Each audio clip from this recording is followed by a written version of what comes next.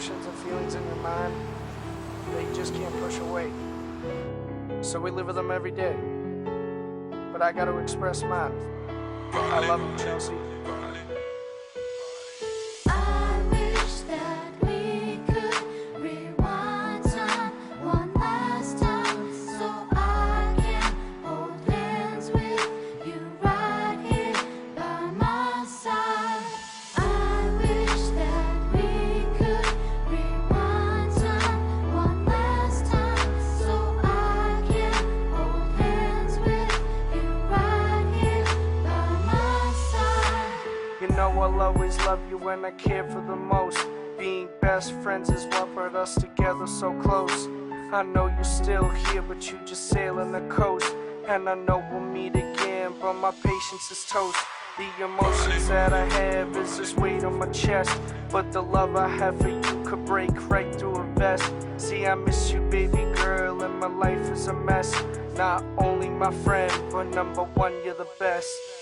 I wish that we could rewind time one last time, so I can hold hands with you right here by my side. Hi, my name is Virginia Fuller.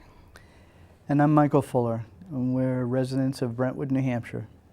The parents of Chelsea Fuller, who was killed in an automobile accident in September of 2010. I was at work in Durham, and I had gotten a couple of phone calls on my phone. I didn't recognize the number, so I was busy and I ignored them. And then the third time the call came through, I answered it, and they told me that she was in an accident and to see how quick I could get to the hospital, which was a good 40 minutes away from me. And I asked if she was okay, and they told me they couldn't give me any information on the phone. I hung up quick and I tried to collect my things. Just running in circles. I didn't know what to grab, what to do. Do I leave? Do I stay? I got in the car and I actually called for an escort, a police escort, and I was denied. They said they didn't do that. And just trying to make phone calls on the way down to inform people as best I could that she was down at Anna Jake's hospital and that we needed to get there. And Michael was included. Obviously, it was my first phone call. And just not knowing what was wrong. When they can't give you information on the phone, I only assumed it was bad, but you always hope that it's not. Michael was on his way home as well. He was actually on 495 at the time, and he passed the site, but not knowing that that was her site, that her accident scene. And the traffic is very heavy on 495 at that time. We didn't get the call until about an hour and a half after the accident. But I was at work. I had just texted her shortly before, just asking where she was, who she's with, like I did every day. And I'd never got a response, which wasn't always uncommon. And that was why.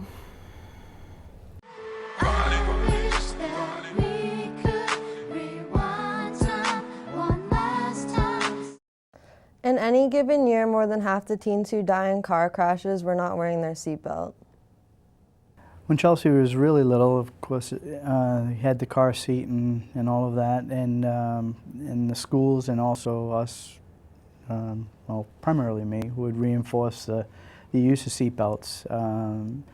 When Chelsea was little, she would actually prevent me from leaving the driveway until her mom put her seatbelt on. So she was very focused on the seatbelt safety as a young one. The first thing that comes to my mind when I think about seatbelts is a crash that I was at. It was at a busy intersection, and this woman with her children had got rear-ended. Now, the woman wasn't wearing her seatbelt. She got pushed through the front windshield of the car, and her head was covered in glass. 2 kids in the back seat, both under the ages of 5 years old, in car seats.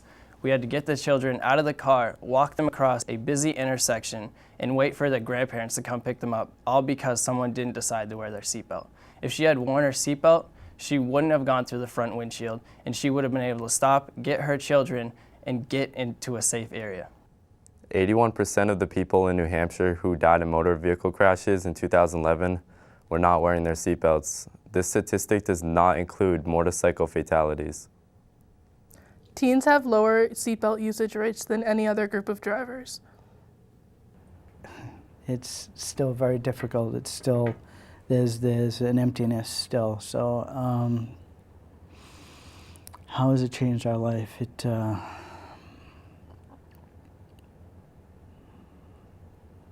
I think we focus as a family a lot more on each other. You don't realize how easy it is to lose somebody, and after you lost somebody, you refocus on who's left and how important they really are to you. It's hard to describe, but it is a physical pain in your chest that she's gone. Mm-hmm. You don't believe it can happen to you or someone you love till someone you know becomes part of the statistic. It's not just one, it's a friend, a mother, a father, or a daughter.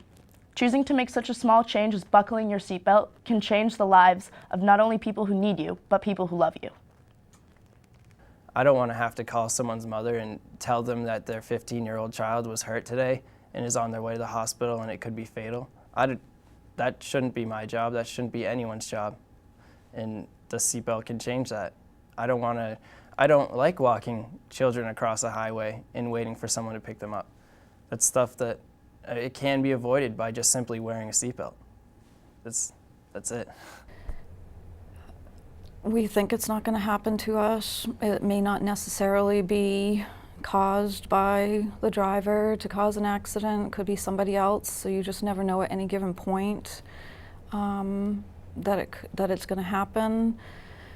Be prepared always.